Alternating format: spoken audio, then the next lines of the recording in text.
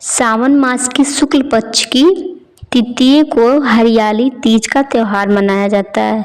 हरियाली तीज का संबंध भगवान शिव और माता पार्वती से है। इस वजह से यह त्यौहार सुहागन महिलाओं के लिए विशेष महत्वपूर्ण होता है। हरियाली तीज की मान्यता है कि इस दिन माता पार्वती की तपस्या से भगवान शिव प्रसन्न हुए थे और इसी दिन ही माता पार्वती को उनके पूर्व जन्म की कथा भी सुनाई गई थी। भगवान शिव ने देवी पार्वती को उनके पिछले जन्म की याद दिलाने के लिए तीज की कहानी सुनाई।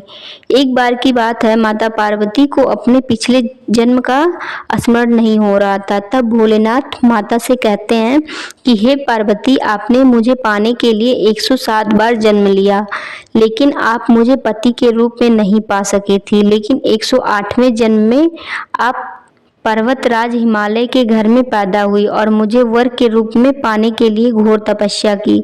आपने अन्न जल को त्याग दिया, पत्ते खाए, अन्न जल त्याग दिया और शीत, ग्रीष्म और वर्षा में बहुत कष्ट सहे। आप अपनी बात पर अड़ी रहीं। आपके कष्टों को देखकर आपके पिता को बहुत दुख हुआ। तब नारद मुनि आपके घर आए और कहा कि भगवान विष्णु ने मुझे भेजा है।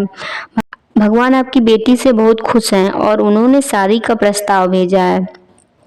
पर्वतराज खुशी खुशी आपका विवाह भगवान विष्णु से करने के लिए तैयार हो गए। नारद जी ने विष्णु को यह शुभ समाचार सुनाया, लेकिन जब आपको इसका पता चला तो बहुत दुख हुआ।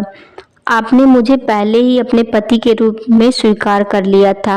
आपने अपने मन की बात अपनी सखी को बता दी। आपकी सखी ने आपको उस एक घने जंगल में छिपा दिया जहां आपके पिता नहीं जा सकते थे। वहां आप तपस्या करने लगी। आपके गायब होने से पिता चिंतित होकर सोचने लगे कि क्या होगा अगर विष्णु जी इसी बीच बारात ले आए।